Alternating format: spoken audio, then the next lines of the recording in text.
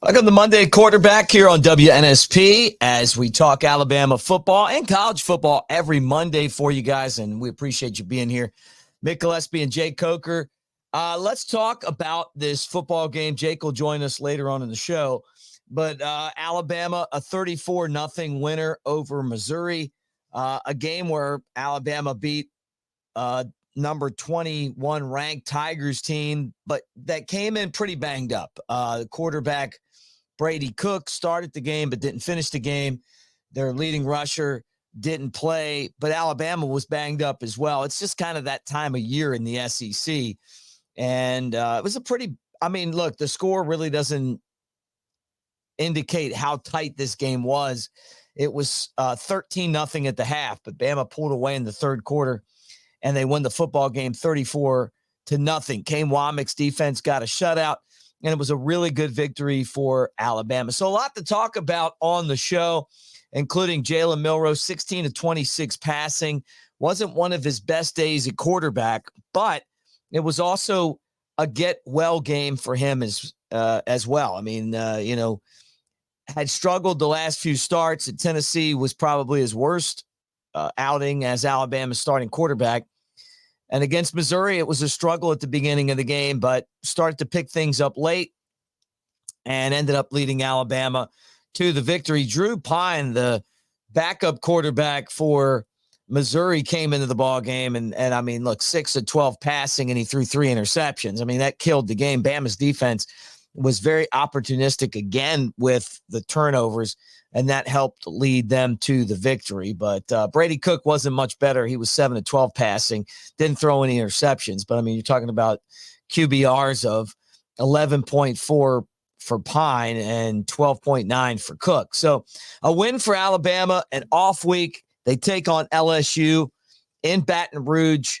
Next game for them. So with a week off, it'll be the following Saturday in Louisiana. And this is a huge game for Alabama. It's an elimination game, really, for both of those teams with 2 losses. But, for this Crimson Tide team, it was an opportunity for them to kind of get things right. And there were a lot of things that you can look at in the game that led them to the victory. And it was, first off, they decided to stick with the run. And that's something that we've kind of been waiting for. Hey, is this team going to try to run the football? And they did it, and they did it effectively. Justice Haynes, 8 carries, 79 yards, and a touchdown. Really electric game for him. I mean, one of the touchdowns that that Alabama scored, that Miller got 2 in the game, and then Haynes got 1. But you're talking about really one of the great runs by Haynes in that football game that he's had as an Alabama player. And watching both of those guys tote the rock for Alabama. Richard Young had some time off the bench and ended up with 63 yards running. But it was those 2 guys, and the fact that Alabama decided to stick with the run. 37 times they ran the ball for 271 yards. And I think that's been the missing link for this team. When you look back at the losses that they've had, is that they just haven't really stuck with the run. They've been predictable. The first half of the game was really like that.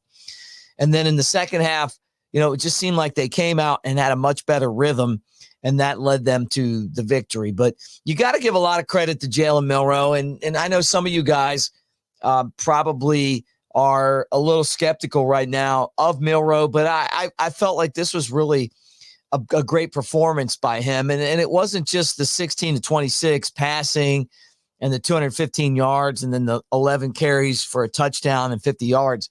It was the leadership. You saw him on the sideline. He's keeping his team in the game. He was the guy standing in front of the locker room door, high-fiving everybody as they ran in. He's, the guy that ran over to Kane Womack and congratulated him for the shutout. I mean, this is a guy who really has been since last year, bought into being a leader. And I thought that was a big deal for Alabama. They needed that, and they got it in this game. So a victory is a victory. And I mean, look, Missouri came into the game. I mean, I figured Alabama would play well.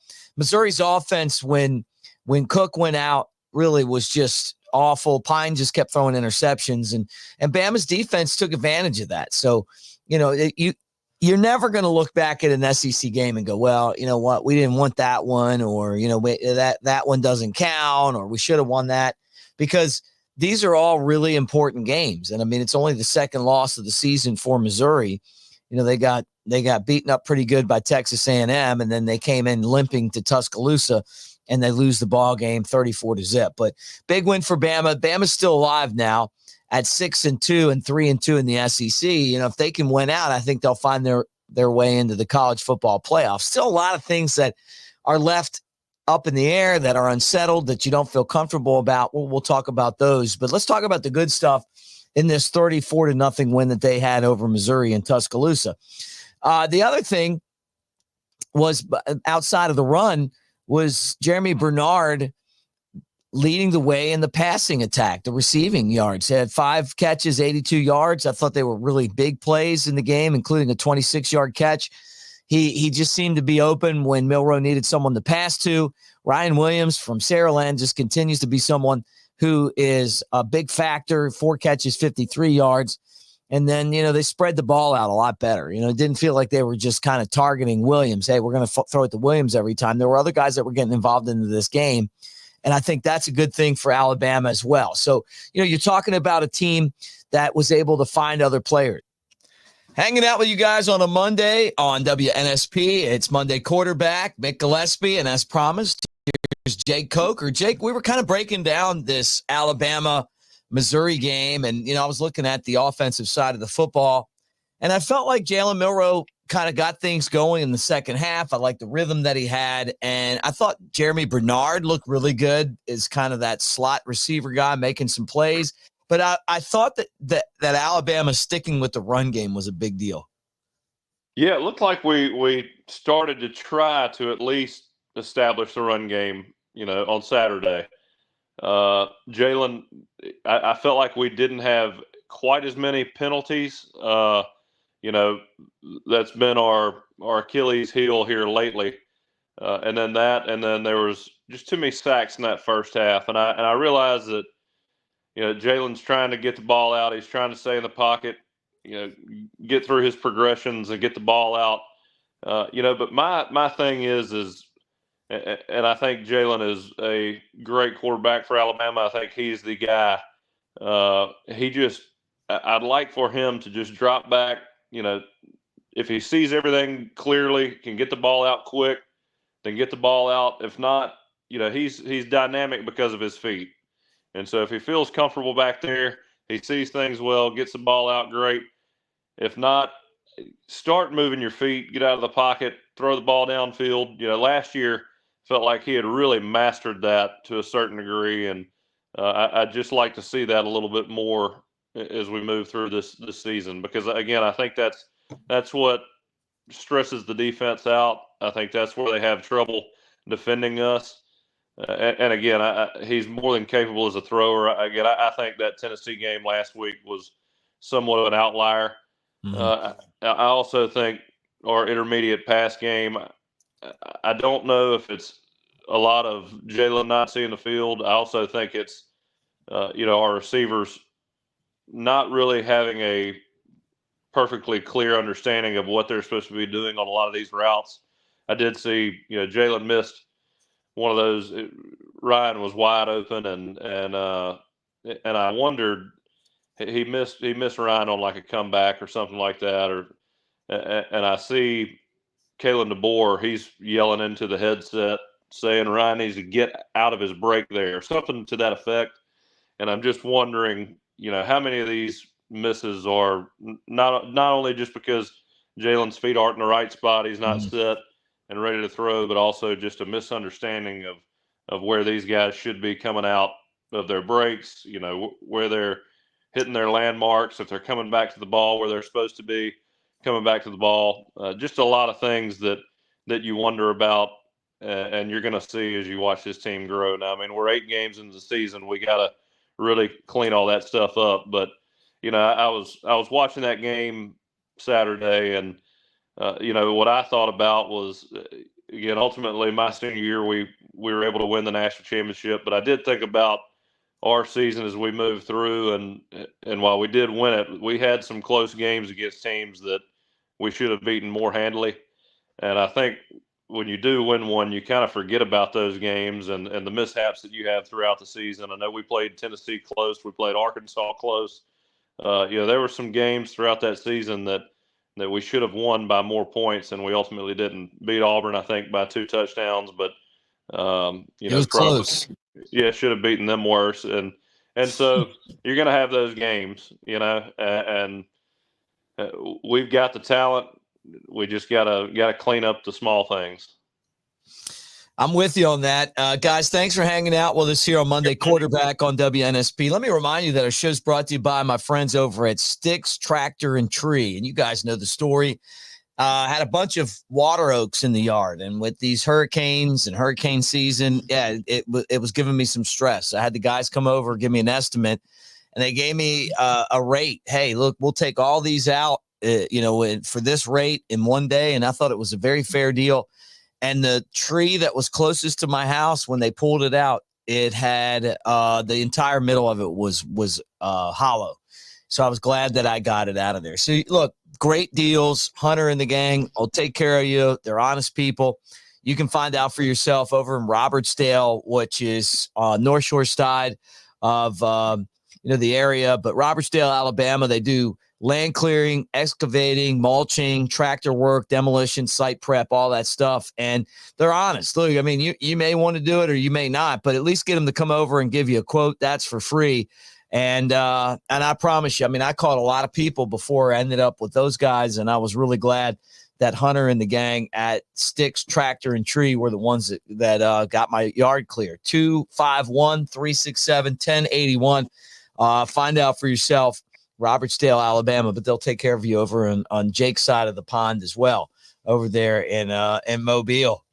Hey, we usually call it the Eastern Shore, not the North. Well, I know, the Eastern Shore. Listen, but what I want to tell you though is you've seen the hollow, tree stump in my deck. I mean, can you imagine like one bad storm? I mean, it would have crushed my house in half. Yeah, we wouldn't. You'd be probably moving to Mobile after that. I'd be coming right over and in your neighborhood. Yeah, that's right. Everybody's glad that they fixed it.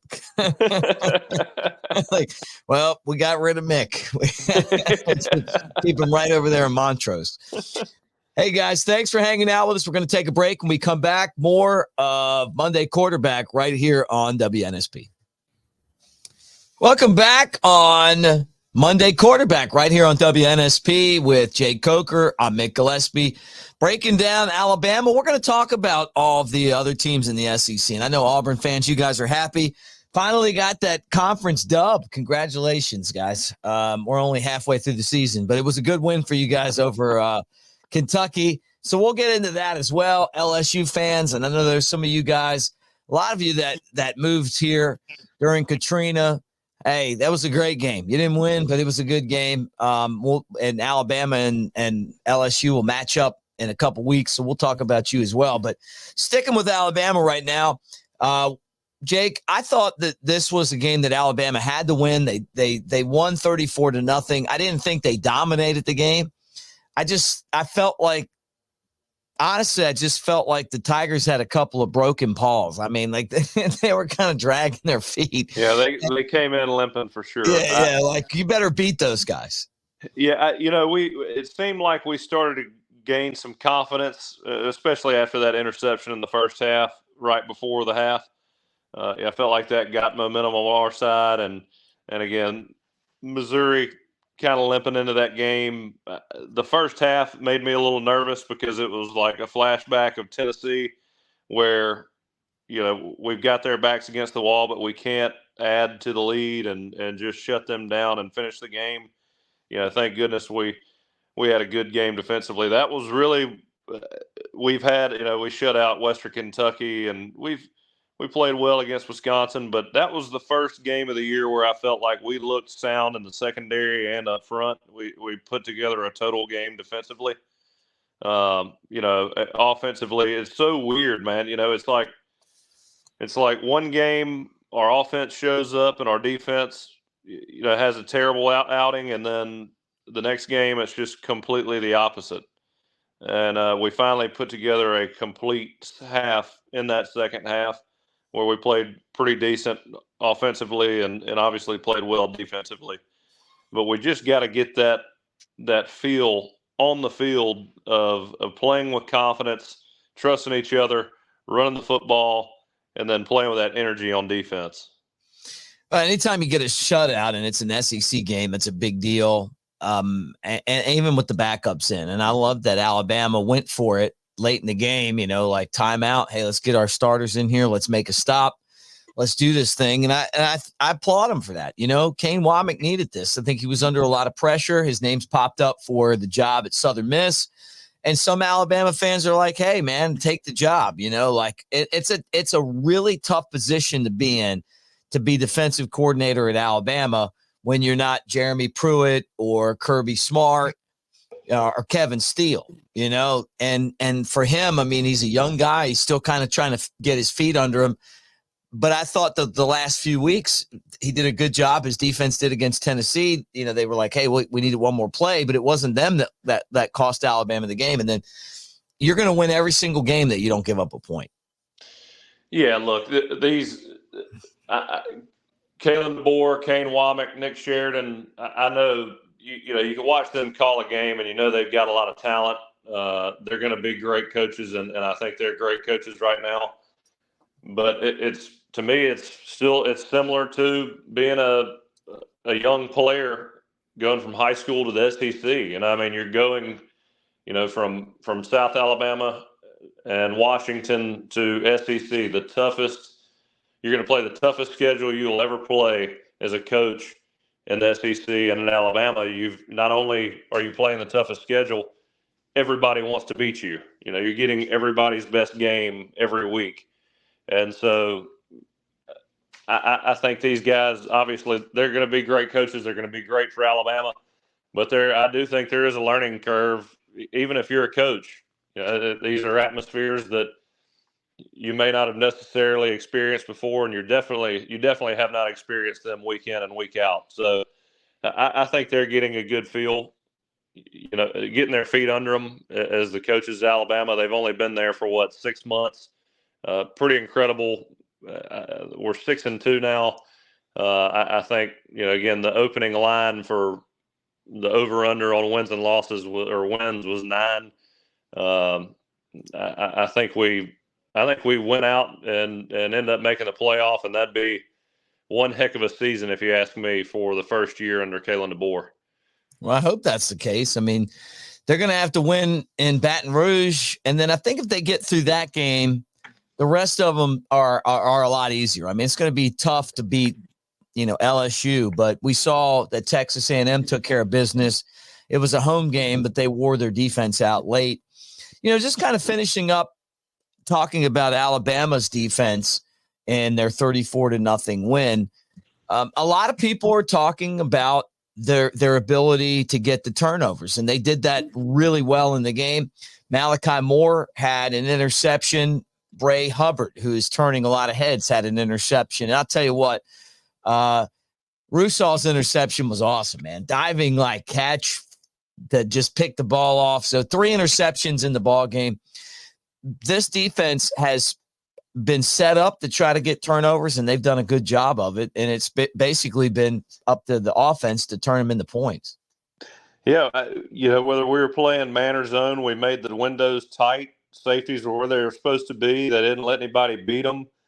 That Bray Hubbard he's number 18. I mean, he was always where he should have been, and I haven't seen much of him this year. Felt like I've seen him on and off maybe a little bit, but I saw him a lot in that game, being exactly where he needed to be. Mm-hmm. And with Keon Sapp being down, him coming in, it gives you a lot of comfort in terms of what we have from a depth perspective. So a shutout for Alabama, and a great way to kind of end this stretch where you could tell that this team was banged up. I mean, a lot of guys are, injured, playing hurt. You've been through this before. You go through stretches in football where you just got to go out there and get it done, not at 100%. And that's what what Alabama was able to do. The Tennessee game, you saw a lot of guys go out. It was close until the end. They didn't win it. They come back, they get a 34-0 win over Missouri, and that kind of heads into the off week and sets up that matchup with LSU. Guys, as you hang out with us on Monday, quarterback, I want to remind everyone that when Alabama plays LSU, the Bama Tailgate Show, which you hear right here on WNSP from 9 to 11 every Saturday, will be recorded Friday from 1 to 3 at the Floor Bama. Yeah, down on the line. So come check out our show. We'd love you to be there and hang out with us. We've had a great response from you guys, and that's where we'll be the Friday before the Alabama and LSU game. When we come back, we'll talk more Bama football right here on Monday Quarterback, hanging out with you on WNSP. Roll Tide, everybody. We'll be right back after this.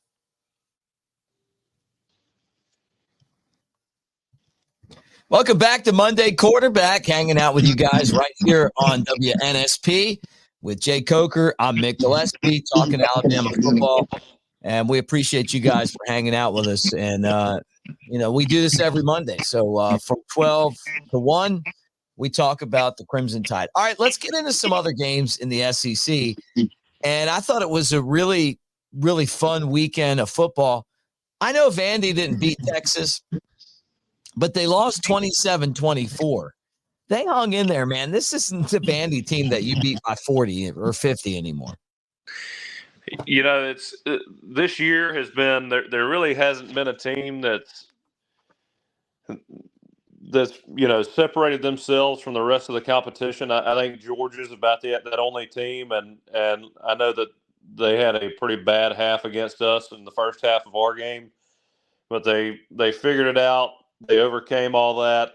They've looked really good since then, and that's, to me, they're the most dominant team right now. I mean, you got Oregon as well, but I'd have to wait to see Oregon play some SEC teams before I say that they're the all-out number one. But Vandy is a team that they may not have as much talent as everybody else in the SEC or everywhere else around the country. But that Diego Pavia, man, he keeps them playing consistent because of just the gamer that he is. Toughness, you can tell all his teammates feed off that. They play hard. They do what they're supposed to do. That coach is probably not going to be at Vandy too much longer. And you can't just show up half-cocked and expect to beat Vandy. I mean, we learned that lesson. But also, I mean, in our picks last week, I took Vandy. I got a lot of confidence in them. I think they're a really good team. It's not, like you said, it's not the same old Vandy team. And another thing, when you, in my opinion, and I mentioned it last week on our Friday show, it's okay to struggle against teams and overcome that and become more confident moving on. But, man, if I'm Sark, it's tough to bench your captain, your quarterback, your leader, take him off the field, and leave a lot of doubt in all your teammates' heads. I mean, because once that happens, you start looking around like, man, are we as good as we thought we were? Is this the direction we're going? Is Arch going to be the guy? I mean, just the consistency, that consistent mindset that you have is somewhat questioned when that happens. And I don't know, that Georgia loss that Texas had maybe taken a bigger toll on them than we all thought.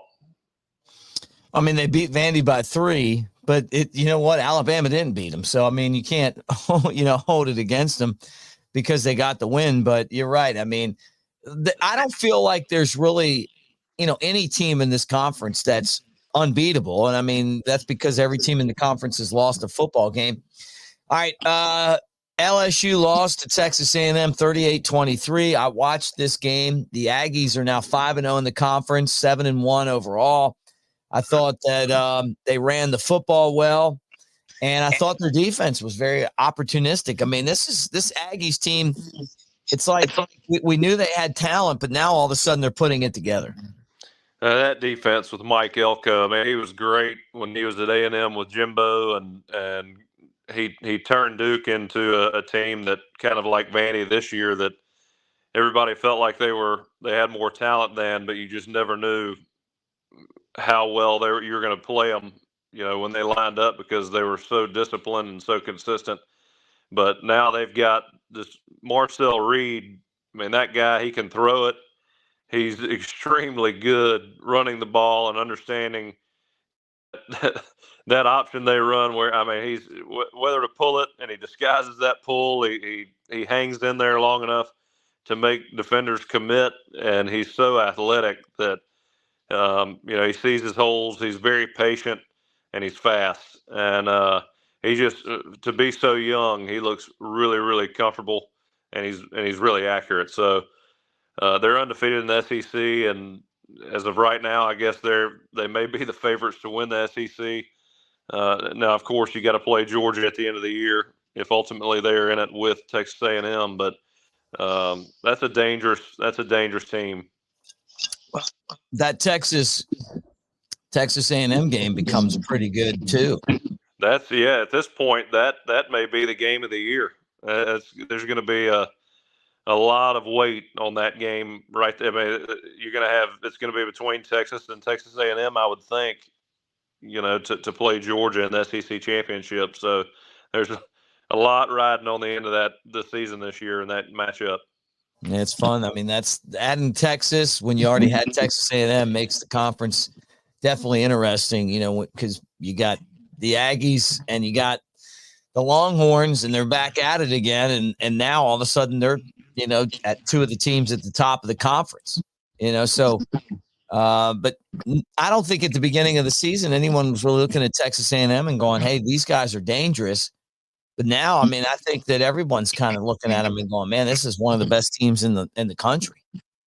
Yeah, well, when they lost to Notre Dame in the season opener, and when they looked so bad offensively, you didn't really think there was a whole lot of potential there. And it looks like I know that both of them, Weigman and Reed, played intermittently here and there, and then Reed had a lot of dominant plays in the latter part of that game. He looks like he's probably the future, and then that defense is just suffocating. They're everywhere. Really made Garrett Nussmeier have a few bad moments, and I think Nussmeier is one of the best quarterbacks in the conference. And whenever you make a guy like that, make mistakes, throw interceptions. I think he threw 3 interceptions. When you put opposing quarterbacks that have that much mental capacity in bad situations, you're playing well defensively.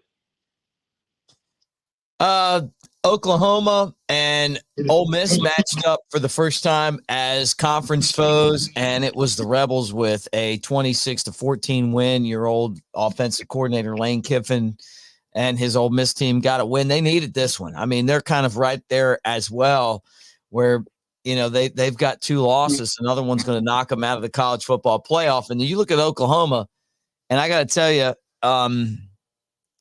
I wouldn't want to be one of the coaches on this staff. They're 1-4 in the SEC, 4-4 overall. I don't think this is the expectation that anybody had for the Sooners. Yeah, this is Venable's second year, isn't it? Yeah. He is a heck of a defensive mind. There's no doubt about it. But offensively, Oklahoma is just so bad that they're going to have a hard time staying in games. I think Venables needs a little time to get the right personnel in place, but it's going to be a rough year for Oklahoma, and they're on the verge of being ineligible for a bowl. Am I right there? I mean, right on the bubble. Yeah, it's going to be close. But it's not as bad as where Florida State is right now. I mean, my God. Right, or Florida. Man, I love me some Florida State, but it is a rough year in Tallahassee. 1-7, I believe. Not a good look against Miami this weekend. No. I don't know. This is one of the weirdest college football years that I can remember in a long time. I feel like it's pretty similar. I know there was a year there in the early 2000s where the number 1 team stayed the number 1 team for like a week, maybe 2 weeks at the most, and there was just a bunch of hopping around.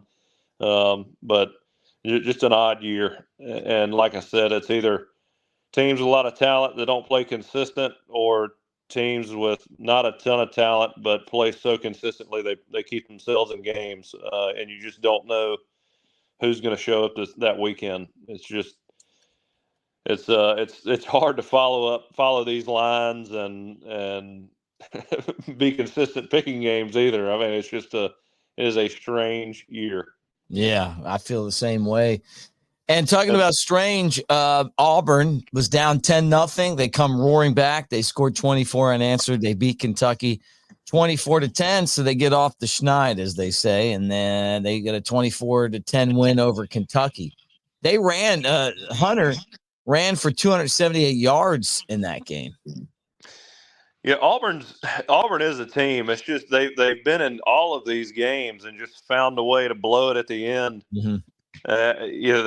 They've got some good players. They have potential. It's just instead of finding a way to win, they find a way to lose. And I saw a stat the other day where I believe there's like 7 teams in the country that allow less than 5 yards per play on defense, and then they average 6+ yards per play on offense. And Auburn is one of those teams, but they have the worst record among those teams. Wow. And that kind of tells you, I mean, that they're playing good football for the most part, but in key moments of the game, I mean, obviously you've seen them. We've all seen them. The interceptions, the turnovers, allowing big plays, just in key moments, they can't put it all together. And, their record, it may not be very good, but it is a game at the end of the year when we play Auburn. It's not a game that I see us being huge favorites in because Auburn does show up for the Iron Bowl, and they're more than capable of winning games. Final game in the conference. We really didn't get into this one too much, but Arkansas blew out Mississippi State. And I mean, you look around and you're like, you know what? Arkansas is one of those teams that they beat Tennessee. All of a sudden now, I mean, they're not going to make the college football playoff, but they won 58-25. They score a ton of points. They're dangerous. You've heard me talk about Arkansas over and over again. I mean, again, that's not a team that worries about the score. They worry about hurting you and dominating you and physically, and they're always going to show up and play physical football. And they may, again, you may beat them 42-7, but you played somebody. And Arkansas's got a great football culture. They love football, up there, and they've got a lot of pride. So Arkansas is not going to be a team that just lays down. I saw some of that game. I think that quarterback played really well.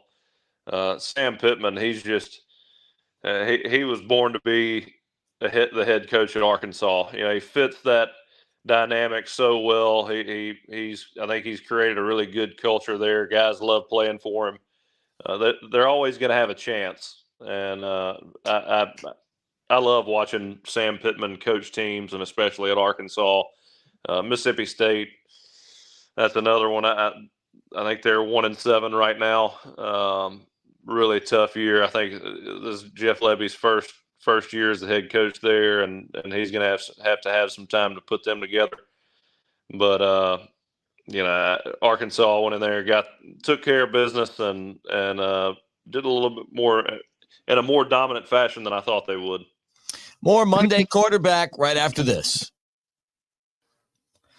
Back on WNSP, it is Monday Quarterback. That's Jake Coker. I'm Mick Gillispie. Thanks for hanging out with us, guys. And don't forget, you can hang out with us anytime on the Bama Tailgate YouTube channel, or we do a show for Cover Crimson on YouTube called Elephant in the Room. That's our podcast. That's twice a week on YouTube as well. So we're on the net a lot, and we hope that you guys come hang out with us. And then we do the Bama Tailgate show that is on radio. You guys hear it here 9 to 11 every Saturday. So thanks for hanging out with us. We record the show on Friday, and when Bama's on the road, we're down at the beach, Orange Beach. And when Bama plays LSU that Friday, we're going to be 1-4 at Floribama, which is a pretty awesome place. I was actually there yesterday. So love that spot. You ever been there before, Jake?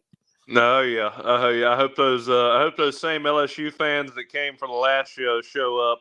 This time I really will get them corn dogs. Always seems to be some LSU folks hanging out. Yeah. They've invaded Orange Beach. Big Earl down there, Arkansas fan.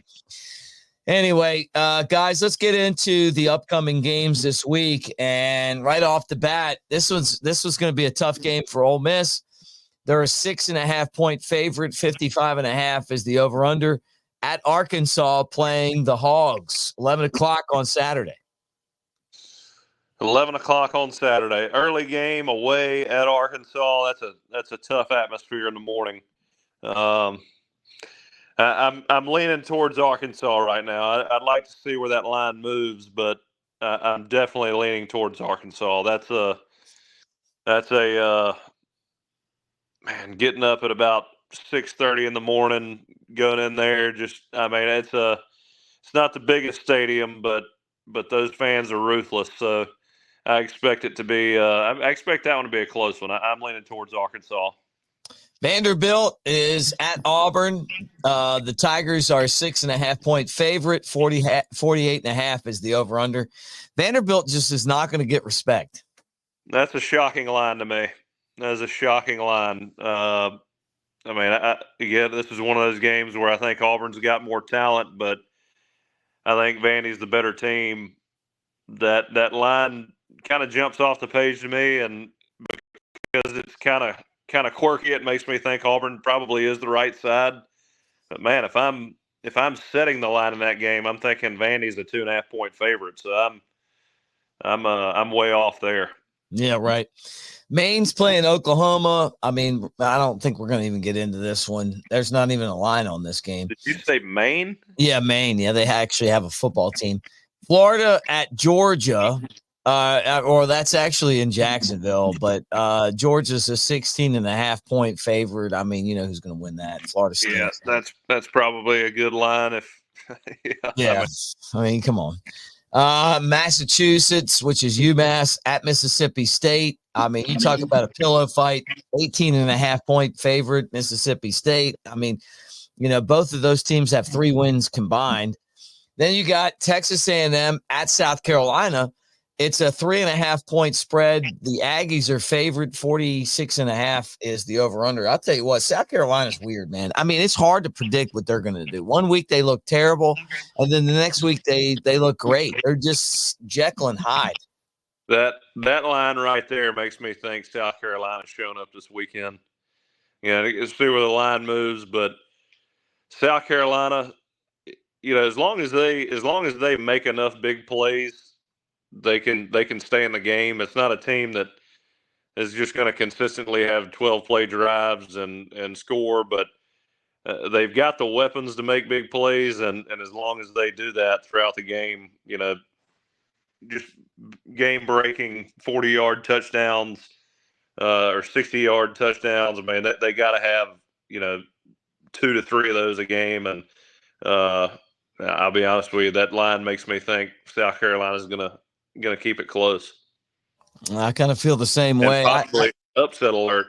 Look, I'm taking the home dog. I'd take South Carolina in this one. And then Kentucky, who rarely beats Tennessee, even when Tennessee isn't good, and they're good this year, is a 15.5-point dog. 45.5 is the over/under at Tennessee.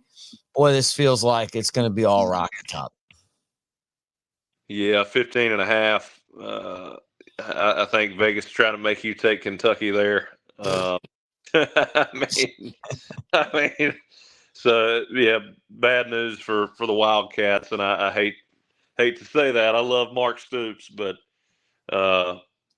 it looked like they took a step back last weekend, and Tennessee's probably gonna show up. It's gonna be loud at home. I got to go with Tennessee there.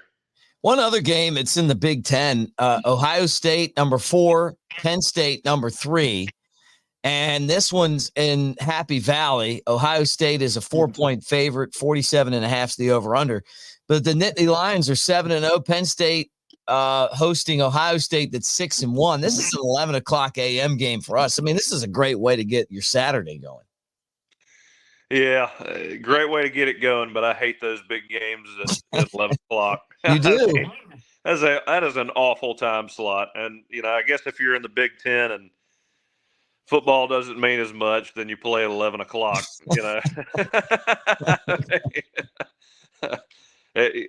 especially at Penn State. Ought to be a whiteout game at about 7 o'clock, 6 o'clock.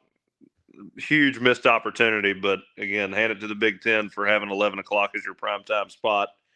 I don't know, that one I'd have to think about a little bit, but I guess off the top of my head, Ohio State played a close game against Nebraska this past weekend.